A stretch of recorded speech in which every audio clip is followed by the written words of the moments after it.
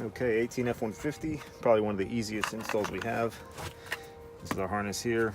Plugs into the back of the OBD diagnostic port where you plug a scan tool in. Real simple, reach up around, unplug it, take our harness, plug one end in, make sure you plug the other end all the way in. Make sure it clips all the way in. See the red lights on?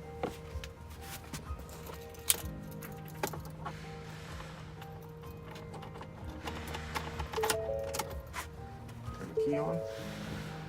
Light starts blinking orange, blinking green, solid green. Goes out. You're done. Take it off.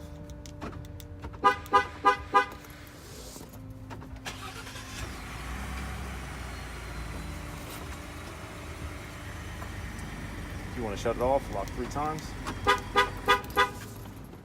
All set.